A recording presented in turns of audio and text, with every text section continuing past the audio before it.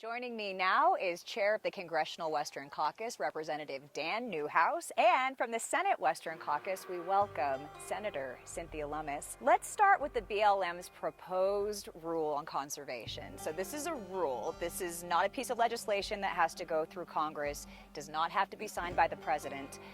Talk about why it's so alarming to members of the Western Caucus, and particularly as it pertains to our farmers and ranchers.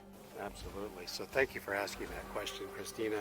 I think at this point, this is the number one focus of the Congressional Western Caucus.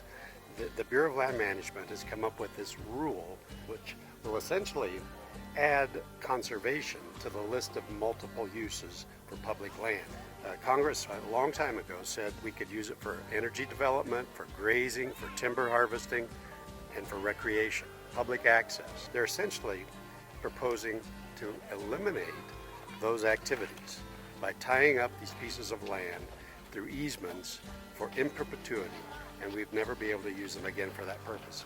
And while that's not just a Western issue, we're the ones, because we live in states that are dominated by public lands, we're the ones that are dealing with it on a day-to-day basis. Some of the states that are primarily private land states don't have near the impact that the federal government has on us. It has to be difficult. I mean, you were born on a cattle ranch. You are a farmer, third generation.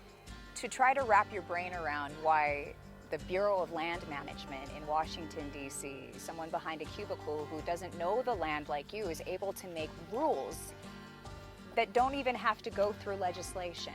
How does that make you feel? Frustrated.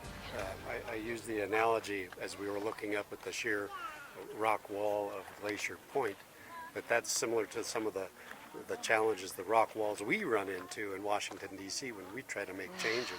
Great analogy. We're intending to put that rock wall up in front of the Bureau of Land Management. We're in a position to talk about these things because we live with those things, but then you see a wildfire like you're seeing occur so devastatingly in Hawaii, and you realize that these issues are national issues.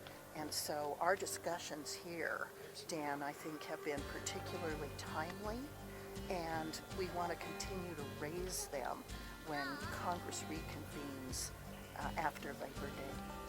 Thank you for being our champions of rural America. We appreciate you very much. Thank you, Christina. Yeah, and thanks RFD-TV for bringing these issues to the forefront. Thank you for your focus on these things. That's very important to help educate the entire country on the things that are so important.